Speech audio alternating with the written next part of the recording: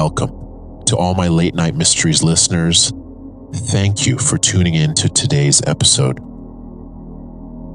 Today's episode is about a sighting by a man who witnessed what he thought was a disaster at the beach. However, when he returns home, he discovers that he has unknowingly brought an entity home. Stay tuned to this horror and mysterious encounter shared by our listener in this episode. I am Wraith. This is Late Night Mysteries. You are listening to Listener's Tales Edition.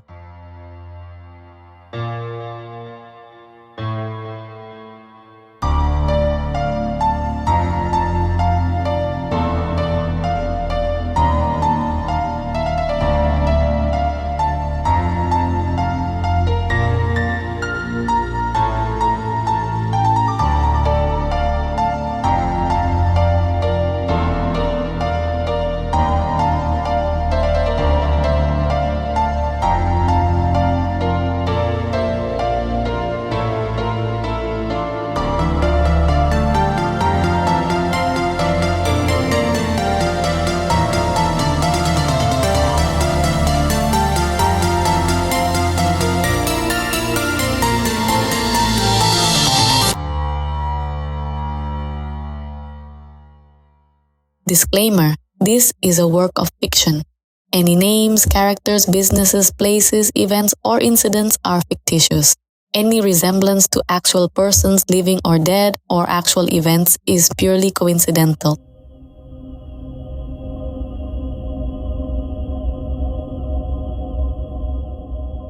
In today's episode, I will be reading our listener's email.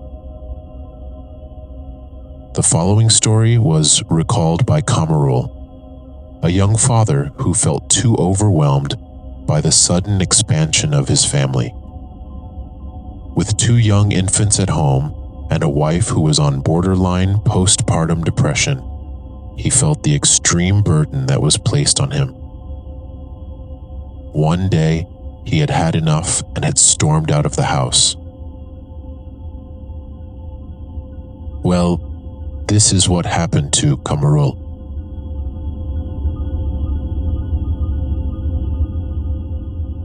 This listener quotes, "Hello, Late Night Mysteries. I'm Kamarul. I live in Pasir Ris, Singapore. I wish to share my experience that happened after my wife gave birth to our second child 5 years ago. Our marriage was in its 3rd year, and I was still adjusting to my role as a new father. To be honest, I was not emotionally prepared for the birth of my second child so soon after our first. One night, something happened that made me regret acting the way I did to cause it. It was barely 2 weeks after my wife was discharged from the hospital with our new infant daughter. While I was thrilled to bits by this new addition to the family, I quickly became easily irritated by my wife's unstable nature. One minute, she was crying uncontrollably, and the next, she was scolding our son, Aryan, for no apparent reason. I was not sure if she might have postpartum depression. Maybe I was in denial, since she was not like this when she gave birth to Aryan a year ago. She was being difficult again. I did not understand why my wife had to make it so difficult for me to be at home with her. Things became heated one late afternoon when she started nagging at me for not picking up the wet towel from the bed. It was a small matter, but it quickly escalated into a full-blown argument. Before I knew it, we were practically shouting at each other. I did not know why, but something inside me snapped. I was tired of her mood swings and sick of everything. The sight of her made me feel so disgusted. I threw the towel on the floor and, without another word, stormed out of the house. I need to go somewhere to cool off, and the house has become too stuffy lately.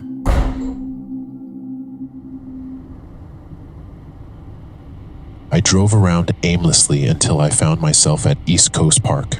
It was a weekday, and the place was deserted. The sun had set, and dusk had begun to crawl in. I sat at one of the stone benches and just stared out into the waters, trying to find the peace I was hoping for. I remembered sitting there for a long time, watching the waves turn inky black as the hours passed. A short distance away, I saw a group of teenagers sitting on top of a structure made up of rocks that served as a breakwater that jutted out into the waters. I could hear the sounds of their joyful laughter, carried over by the wind. For a moment, I yearned for the carefree days of my younger self, when I did not feel burdened by what I was facing now. It was not long before the group stood up and started walking along the stretch of rocks to the mainland in a single file. I counted 6 moving figures in total, all except one. The 7th person was still sitting at the edge of the rocky structure. No group member seemed to look back and call out to that person.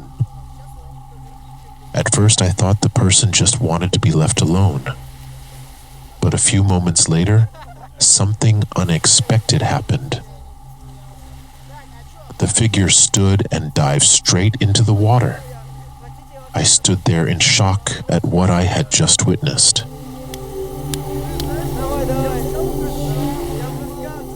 I quickly ran towards the breakwater and shouted to the group of teenagers who were on it earlier. They were walking slowly along the footpath away from me, and they all turned to see when they heard the commotion I had caused. Your friend, she fell into the water. I panted as I waved and pointed like a madman at the spot where I last saw her. The youth stared at me as if I had gone totally mad. They stepped back in alarm as I tried to explain the urgency of the matter. None of them moved towards the rocky structure, and their blank looks made me realize they had no idea what I was raving about. Bro, all of us are here. There's no one back there. Are you all right? Asked the tallest boy standing nearest to me. The rest of them echoed his exact sentiments. 7! There were 7 of you. From where you all sat there, I really counted 6 of you walking back, but the girl stayed alone, and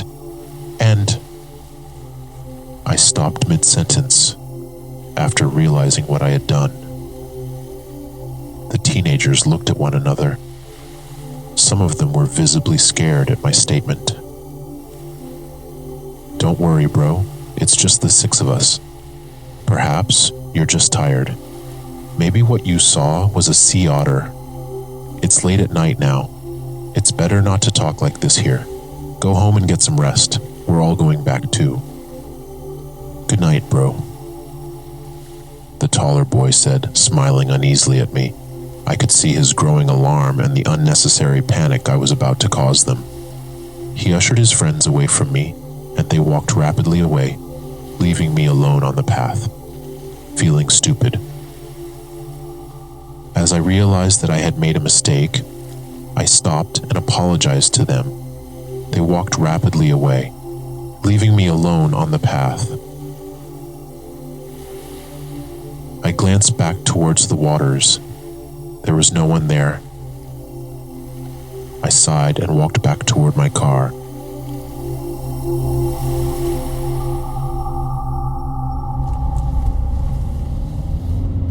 As I was driving, I could sense something was wrong.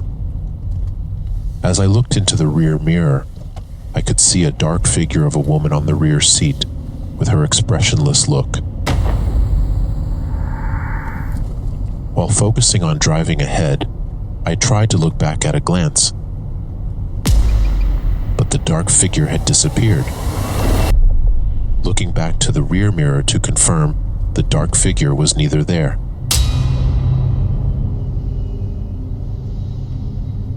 thought, I must be too tired. I yawned occasionally while driving and decided to go home to take a rest. When I arrived home, it was already late.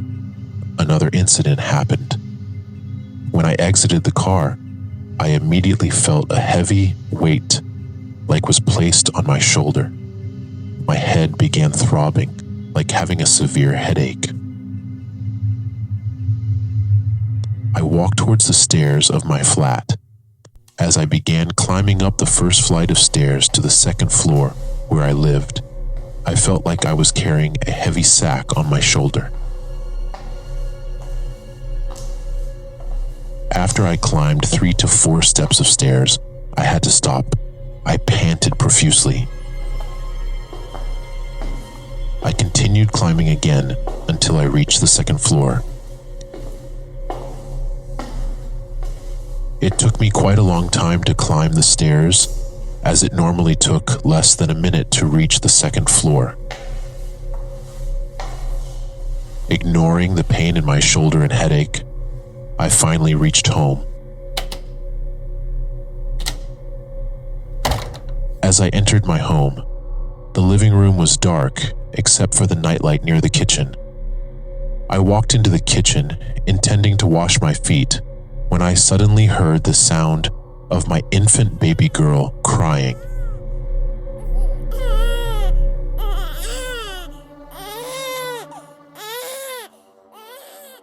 I thought she was crying for her usual feed, as that was normal if she was hungry during the night.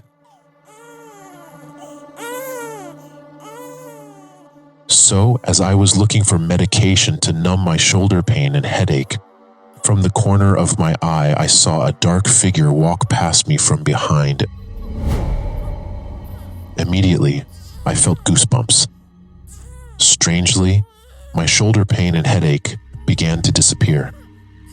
I thought that didn't make any sense. So, I took a glass of water and went to sit on the sofa.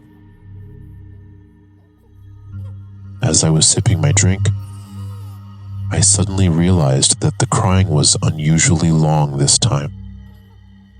I started to get irritated again. I walked to the bedroom, intending to scold my wife for not tending to the baby right away.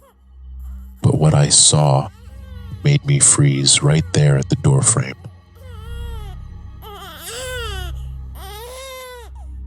My wife, looking haggard and tired, was walking around the room trying to calm the baby, but that was not what made me stop stone cold in my tracks in terror. At the corner of the room stood a dark figure. It's like a woman, dripping wet as if she had just stepped out of the water. She was standing looking at the baby, and then she looked at me.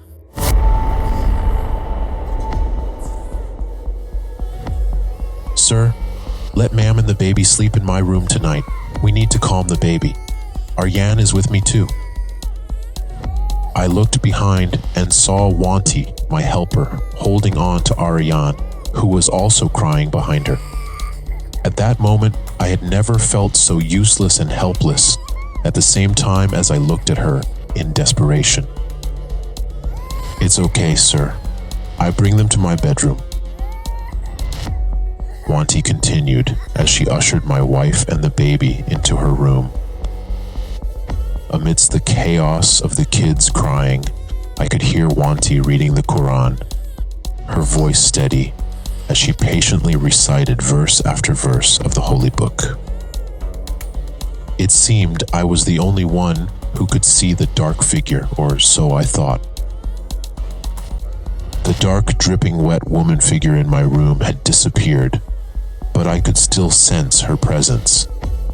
I closed my bedroom door and quickly dialed my uncle's number, the only man I knew who could help me in this situation.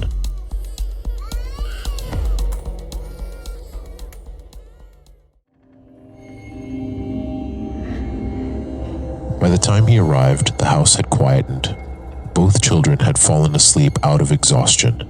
The only sounds were Wanti's soft recital coming from her bedroom. My uncle and I both performed a prayer in the living room, and he conducted a short session to cleanse the house of wandering spirits and such. After a while, I felt at ease and calm again.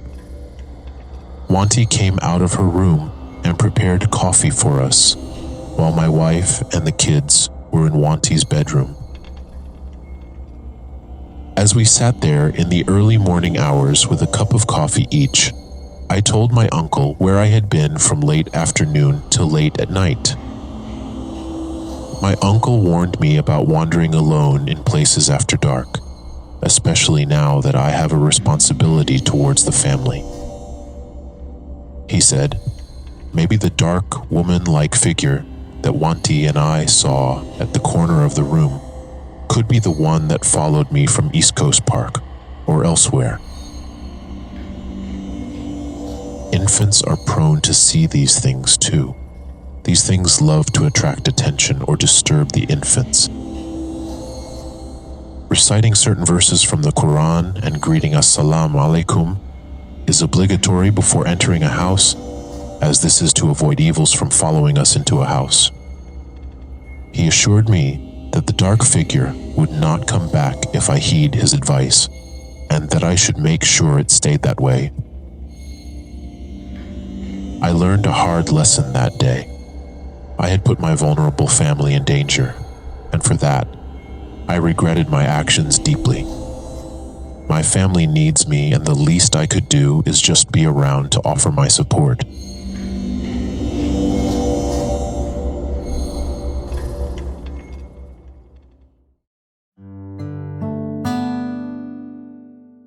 From that day onwards, there are no quarrels. A tiny few of the issues which arise are peacefully settled, amicably. I love my wife and my family. I hope, as a family, we live in harmony, and my wife and I would like to see my children grow up and witness success in their lives as long as we live. Well, that's all I have shared. Thank you to Late Night Mysteries for reading my email. I hope to write again. See you next time, everyone. Goodbye.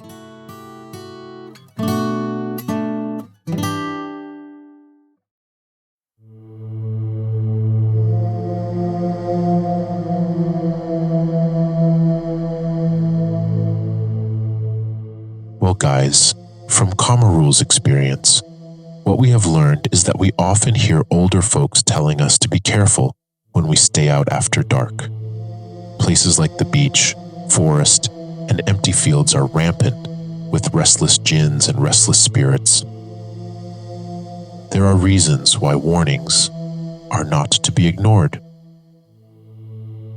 These days, it's not something you adhere to too seriously because we claim to be safe in this modern world, and there's nothing that could possibly go wrong.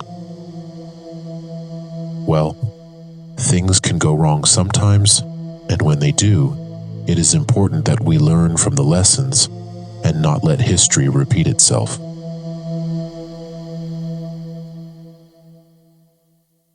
So guys, I hope you enjoyed listening to today's episode. If there's something you would like to drop us feedback on, or have any stories to share, email us at latenightmysteries@gmail.com. Alternatively, you may send them to our Late Night Mysteries social media platforms on Instagram, Facebook, TikTok, and YouTube. And don't forget to follow and share our podcast on Spotify and all our social media platforms, as mentioned. Once again, I am Wraith.